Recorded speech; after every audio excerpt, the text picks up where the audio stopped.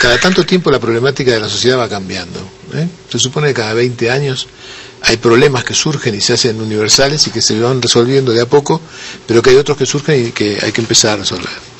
Los de este siglo, del siglo XXI, son dos. La crisis de los valores, esto es la devaluación de nuestras actitudes éticas y morales, y la tendencia al aislamiento. Y estas dos cosas están relacionadas con otras dos. Está relacionada con cómo la tecnología ha favorecido el aislamiento de las personas en lugar de solo juntarlos, y está relacionada también con la pérdida de importancia que se le ha ido dando progresivamente al factor más determinante de que una sociedad crezca, que es la educación. ¿Y a qué se debe?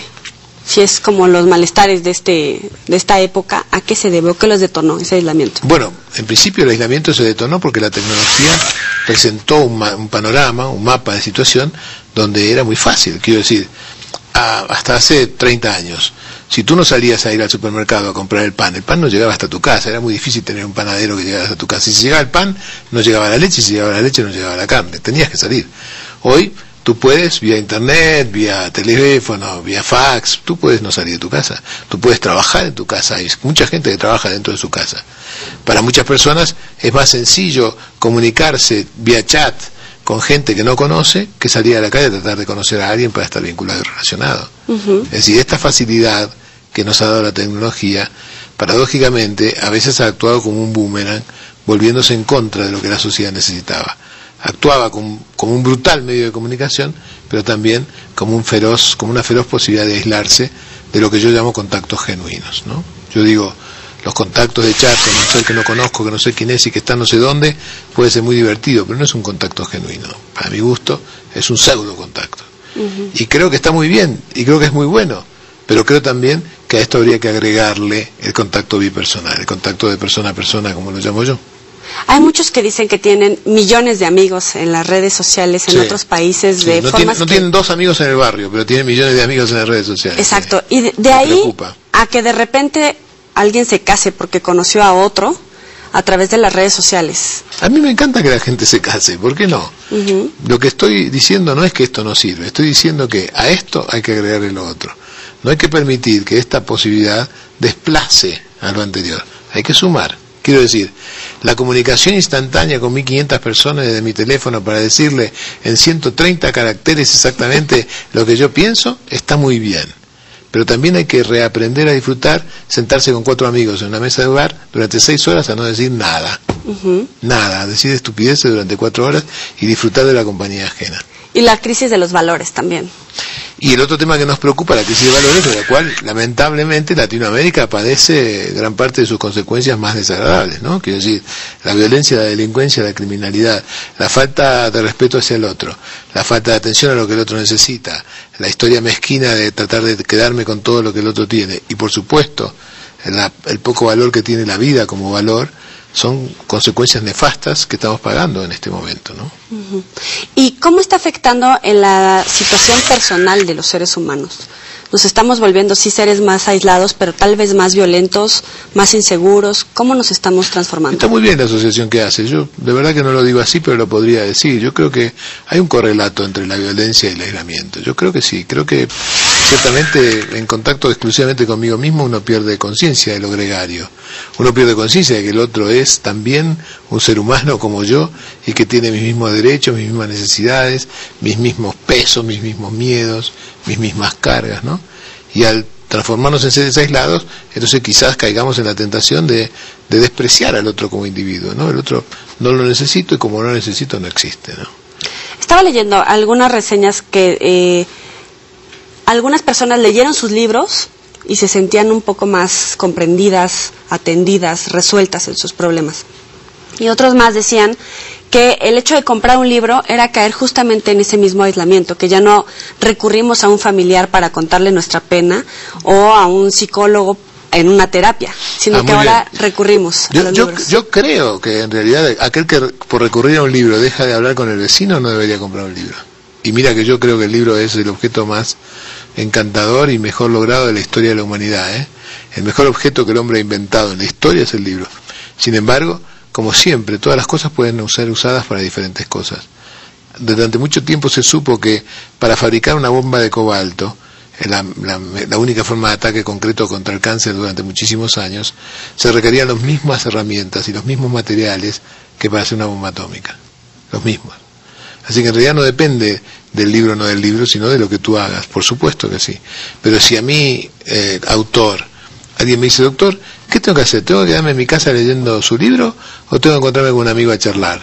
Yo le digo, deja el libro tranquilo, ve a charlar con tu amigo, sin lugar a duda. Sin lugar a duda. ¿No caemos en darle vueltas al mismo problema cuando estamos con el mismo círculo de amigos? Bueno, siempre uno puede caer en el mismo problema. Uno puede caer en el mismo problema con el círculo de amigos, puede caer en el mismo problema leyendo los mismos libros, puede caer en el mismo problema leyendo a los mismos autores, hasta puede caer en el mismo problema viendo el mismo programa de televisión, ¿sabe usted? Pero bueno, de todas maneras, lo que importa no es qué puedes hacer, porque lo que importa es tu potencial, porque no tiene instancia, y esto es lo que hay que hacerle saber a la gente que nos ve. Todo depende de ti. No podemos seguir diciendo, a ver, dame lo que necesito, dame exactamente lo que yo necesito, dime qué tengo que hacer, dime dónde está, dime qué tengo que leer, dime qué programa tengo que ver, dime con qué amigos tengo que charlar. La verdad es que no. La verdad es que la vida no acepta representantes. Y la verdad es que, te lo voy a decir a ti como si fueras cada uno de los oyentes, ¿no? La verdad es que tú eres responsable de tu vida, más que nadie. Tú decides qué haces y qué no haces. Y como tú decides qué haces y qué no haces, tú tienes que responder por eso. Eres responsable de esto. De ahí que de repente hay tantos libros de superación personal, autoayuda, psicólogos, psiquiatras, coaching para el éxito, etcétera, y los problemas siguen siendo los mismos, y los casos siguen siendo los mismos, y a lo mejor no basta con estar leyendo. Creo que no, yo creo que los problemas siguen siendo los mismos porque hombres y mujeres seguimos siendo los mismos, porque en última instancia no hemos cambiado. Quiero decir, ha cambiado la escenografía, pero los problemas que tenemos siguen siendo los mismos.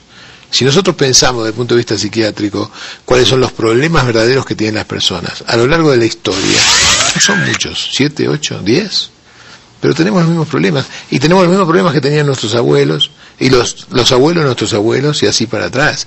Cambia la escenografía. Hoy no llega el chat. Hace 200 años no llegaba el caballo con el mensajero que traía el mensaje. Pero finalmente la ausencia, la incertidumbre, el miedo, la vergüenza, el dolor, el desamor, nos siguen pasando las mismas cosas. Por eso es que cuando yo uso el cuento como recurso terapéutico, que es una de las cosas que me caracterizan, uso cuentos que tienen miles de años, pero siguen teniendo vigencia. Porque hace miles de años a los individuos, a los hombres y a las mujeres, les pasaba lo mismo que nos pasa hoy. ¿Cuál es ese primer miedo que podemos empezar a desarrollar cuando somos pequeñitos? Yo creo que el primer miedo que uno desarrolla no debe ser un miedo consciente, debe ser un miedo genuino y real. Cuando los seres humanos nacen, se encuentran en una situación muy particular. El ser humano recién nacido, te lo digo como médico, es el ser vivo más vulnerable y dependiente que existe. No existe en toda la creación un ser vivo que sea más vulnerable y dependiente que el ser humano recién nacido. Quiero decir, las tortugas marinas, cuyas madres desoban a 200 o 300 metros del mar, y las tortuguitas tienen que nacer solas porque su madre ya no está, y acercarse a la orilla. Ahí hay aves que se las comen, peligros infinitos, calor, deshidratación. Digo, llega una de cada 10.000 tortugas recién nacidas llegan al mar. Una de cada 10.000. Pero el ser humano, si se lo dejara en esa misma condición, naciendo en soledad, no tendría ninguna posibilidad. Ni una en 100.000. Ningún ser humano podría. Y por lo tanto, esto genera una dependencia absoluta. El ser humano necesita cuando nace cuidado genuino de protección, necesita alimentación y necesita afecto. Sin alguna de estas tres cosas se muere. Pero no se muere simbólicamente, se muere literalmente, en efectivo. Y entonces, el ser humano es tan vulnerable que yo estoy seguro que este bebé recién nacido sabe de esta dependencia, aunque lo sepa a un nivel muy primitivo, muy biológico, muy animal. Y yo creo que la ausencia de su mamá, que la ausencia del cuidado, que el frío o que el hambre genera miedo.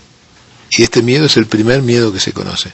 El primer miedo que no recordamos conscientemente, pero recordamos celularmente. Quiero decir, nuestro cuerpo sabe que alguna vez hemos sido absolutamente indefensos y que alguna vez hemos tenido mucho miedo de que aquel o aquellos de los que dependíamos dejen de ocuparse de nosotros. Y después ya empezamos a meternos como en problemas, no sé si realmente inventados. Por ejemplo, el de la no realización. Supongo que uno puede vivir, pero de repente nos ponemos los estándares de tener que ser los más exitosos, los más ricos, los más felices, los que más libros publican o los que más libros venden. ¿Cómo resolvemos esa situación para estar satisfechos con la vida? En principio yo creo que la realización a veces no es tanto una historia de cosas aprendidas, ¿no? También hay gente que se realiza levantándose cada mañana, cosechando la patata en su huerto, viendo cómo el sol nace y acariciando a sus hijos. Quiero decir, hay mucha gente que en realidad no necesita de estas cosas instauradas por la sociedad de consumo para realizarse como individuos. Pero estoy de acuerdo contigo en que nuestra educación occidental y urbana genera, inventa y fabrica ciertas ficticias necesidades, ¿no? Quiero decir, empezamos a creer que si uno no tiene un auto es un fracasado, que si uno no tiene su casa propia es un pobretón, que si uno no tiene 1 millón de seguidores en realidad no existe, que si uno no tiene Facebook no existe, que si uno no sabe manejar una computadora es una especie de tarado inútil y no sé qué, y que bueno, y estas cosas, ¿no? Y la verdad es que lo cierto es que ninguna de estas cosas hace falta. Realizarse significa estar contento con tu vida, estar satisfecho con tu vida.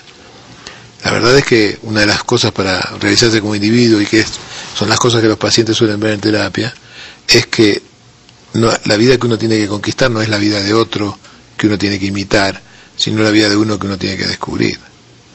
No se trata de parecerse a nadie, ni de superar a nadie, digo yo. Se trata realmente de estar contento tú con tu vida, tú con lo que haces, más allá de que a los demás les guste o no les guste, ¿no? ¿Y la incertidumbre? Y la incertidumbre es el mal de nuestra época. Sí que ves, se ha aumentado mucho en los últimos tiempos. Pero se ha aumentado por una razón muy sencilla y lógica. El mundo en el que vivimos es un mundo que proviene de un momento de cambio feroz y que va a un momento de cambio todavía más brutal. Y entonces la verdad es que nadie sabe. Nadie sabe. Cuando yo decidí estudiar medicina, yo tenía 18 años cuando empecé la carrera. Cuando yo decidí estudiar medicina, yo le decía a mi papá que me daba miedo, que no sabía qué iba a pasar conmigo. Y mi papá me decía, mira hijo, si tú eres médico y sabes tu profesión y trabajas bien, eres honesto, atiendes pacientes, no eres perezoso, yo no te puedo asegurar que vas a ser rico, millonario, pero te puedo asegurar que vas a poder tener una familia, vas a poder pagarle la escuela a tus hijos, vas a tener un auto, una casa y vas a poder tomar vacaciones una vez por año. Y la verdad es que era cierto. Mi papá me decía, yo te aseguro que eso va a ser así, porque en aquel entonces, hace esto 40 años, era cierto. Si uno tenía una carrera, uno podía asegurar esto. Cuando mi hijo, 30 años después, vino a contarme lo mismo, yo no pude decirle, oh, hijo, yo te aseguro. Yo le dije, hijo, la verdad que si estudias vas a tener más posibilidades, pero seguridad, no te puedo dar seguridad. No existe más la seguridad, no hay más.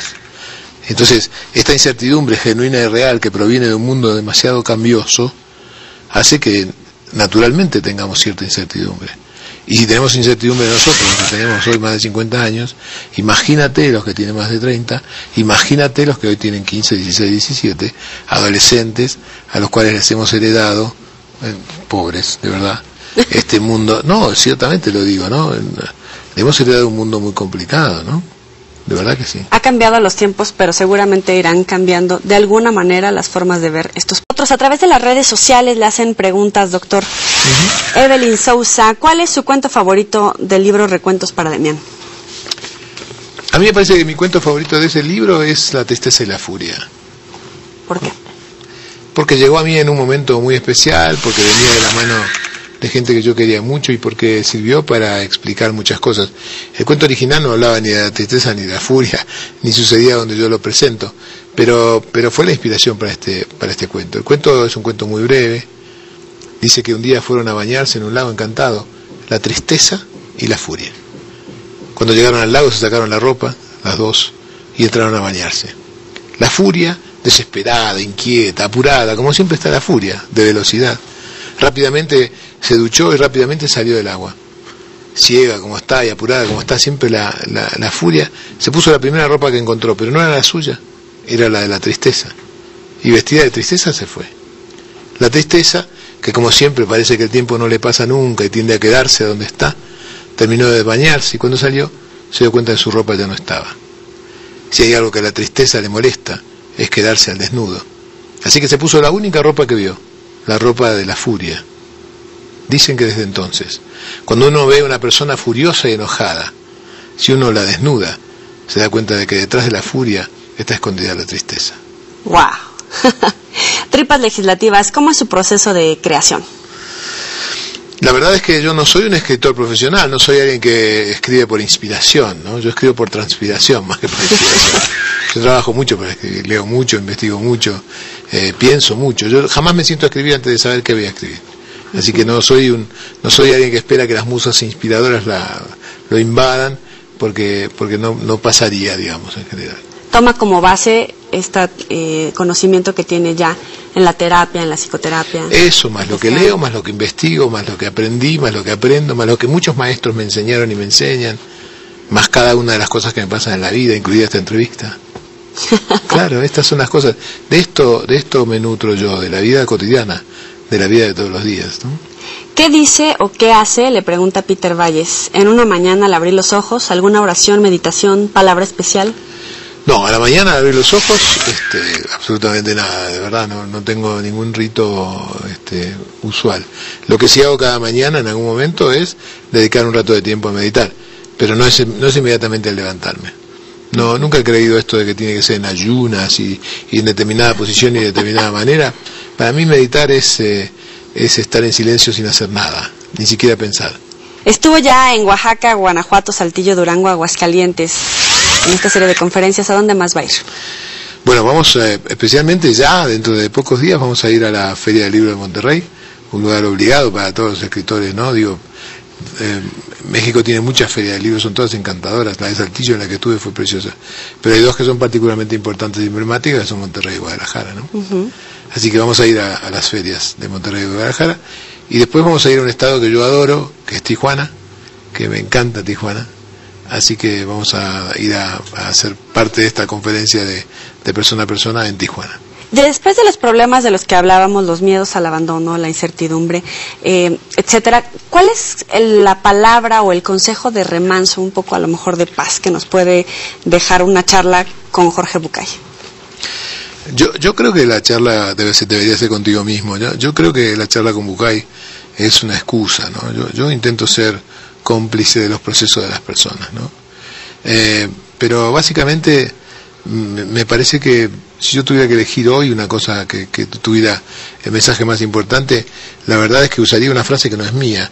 Me la enseñó hace 6 meses un hombre que yo valoro y quiero mucho, que es Miguel Ríos. Y un día, hablando sobre estas cosas, Miguel Ríos me dijo: lo que pasa es que la gente se pasa toda la vida buscando el amor de su vida sin darse cuenta que el amor de su vida es el mismo.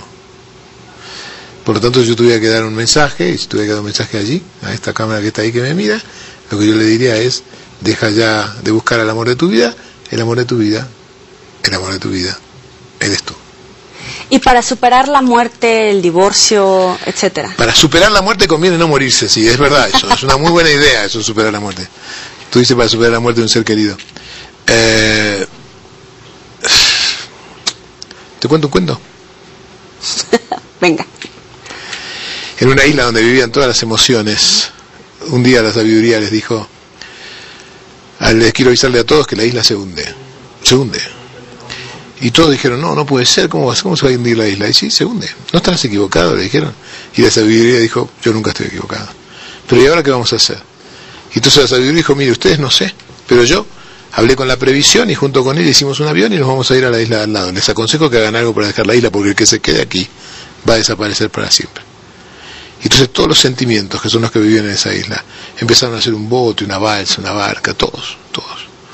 La sabiduría realmente se fue junto con la previsión. Y todos empezaron a irse, salvo el amor. Porque el amor dijo: no, ¿cómo se va a ir? ¿Cómo después de todo lo que yo he vivido aquí, cómo es que la isla va a desaparecer? No puede ser. Seguramente es una falsa impresión. Y la isla se hundió. Seguramente va a volver a resurgir y la isla se hundía cada vez más. Y en un momento el amor se dio cuenta que si no soltaba esta relación que tenía con la isla, se iba a hundir y iba a desaparecer para siempre. Y entonces, como no había hecho ningún barco recorriendo cada cosa, se paró en una punta de la isla y vio pasar el barco de la riqueza. Y le dijo: riqueza, tienes un barco tan grande, llévame contigo, yo no tengo barco. Y la riqueza le dijo: me encantaría, el barco es grande, pero está todo lleno de oro, piedras preciosas y joyas, no tengo lugar para ti. Y entonces vio pasar al barco de la vanidad. Y le dijo, vanidad, qué lindo tu barco. ¿Me haces un lugar para salvarme? Y la vanidad le dijo, pero no, mírate tú cómo estás. Estás todo sucio, rotoso, lloroso. Afearías mi barco, gracias, lo siento. Y por último pasó la tristeza. Y el amor le dijo, tristeza, hermana, no tengo barco, ¿me llevas? Y la tristeza le dijo, yo te llevaría, pero estoy tan triste que prefiero estar sola. Y entonces el amor se dio cuenta que por no querer soltar lo que se hundía, iba a desaparecer para siempre. Y escuchó de repente que lo chistaban. Se dio vuelta, era un viejito de barba muy larga, y le dijo, ven, yo te salvo. Y se subieron a un bote muy rudimentario, y empezaban a remar, y vieron como la isla se terminaba de hundir, y el amor se dio cuenta que se había salvado por un pelito. Llegaron a la isla de al lado, y el viejito se fue, sin esperar que le agradeciera. El amor se encontró con la sabiduría, y dijo, me salvó un viejito que yo ni conozco, ¿cómo puede ser? Nadie quiso ayudarme. Y la sabiduría le dijo, ¿no sabes quién es? Él es el tiempo. Y solamente el tiempo puede ayudar a que el amor supere una pérdida para dejar lo que ya no está. Wow. De todos sus libros, ¿cuál es el que lo hace sentir más satisfecho? Te lo contestaría igual cualquier autor, cualquiera. El primero y el último, siempre. El primero y el último. El primero porque te estrenas en algo que no conoces. El último porque siempre se supone que en el último has puesto todo lo que aprendiste hasta aquí. Y sin duda también la vida le ha puesto algunos retos, algunos problemas. Por ejemplo, hubo un caso muy sonado donde usted incluso al final termina por admitir ciertas omisiones de fuentes de donde tomó algunos textos, algunos lo tradujeron en plagio, en fin, un debate inmenso. ¿Cómo superar ese momento? En principio, si tú sabes que no hiciste lo que se te acusa de haber hecho, no hay nada que puedas hacer. Tienes dos opciones: salir a pelearte con todos o dejar que la verdad aparezca. La verdad es que nunca hice nada para defender nada y siempre dejé que cada persona pensara lo que quería. Yo creo que hay una cosa que es cierto, que es la persona que escribió alguna de las ideas que figuran explicadas por mí en el libro merecían quizás una nota más explícita, pero en realidad nunca dejó de estar la nota. Siempre estuvo la referencia bibliográfica, nunca copié textos y nunca dejé de darle crédito a quien los había dicho. No es plagio como tal. No, el plagio es otra cosa. El plagio es tomar algo de otro, decir que es tuyo y no darle crédito a quien lo hizo, digamos, ¿no? Eso es el plagio, que yo entienda por lo menos. Y eso, la verdad que nunca lo hizo. Pero fue un proceso interesante porque en realidad demostró algo que ciertamente pasa y sucede. Si tú, hoy, tú tienes una audiencia de, ¿cuánta gente dirías tú? Dime. Algunos cuantos. Dime cuántos. Dame un número. Cuantos. ¿Puedes darme un número? Algunos ¿Te cuantos. molesta? ¿Te molesta dar un número? Algunos cuantos. Bueno, ok. Qué lástima, ¿no? Nos hemos perdido un ejemplo que te iba a dar. Bueno, allá tú. No, ¿su ejemplo cuál era? No vale. No puedo dártelo. Ok. Vamos a la sección de los 7 pecados. Vamos a la sección.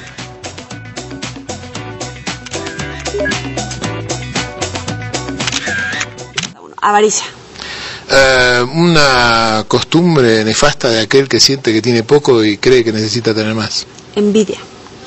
Una división entre dos cosas sanas y enfermas. La posibilidad de querer emular a aquel que sabe más que yo y lo hace mejor que yo, a partir de aprender de lo que hace, y una nefasta historia de creer que el otro tiene lo que yo no tengo y por lo tanto la única manera de igualar es conseguir que él tampoco tenga. Ira. Una máscara de la tristeza. Gula. Un mal necesario. Sobre todo viviendo en México con esta comida maravillosa que tenéis. Lujuria. Un bien necesario. Pereza. Un momento transitorio de la vida de las personas que se supera durmiendo. Soberbia.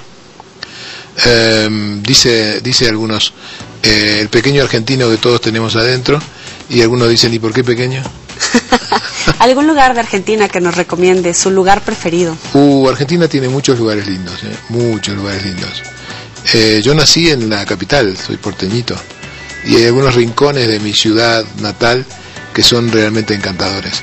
Pero el Valle de la Luna en Salta, pero las cataratas de Iguazú, pero Bariloche y sus lagos, pero el sur argentino. Argentina está llena de lugares increíblemente mágicos, de verdad, es un lugar tan encantador como México. México también tiene esa característica, ¿no? Muchos lugares y muchos rincones bellísimos, ¿no?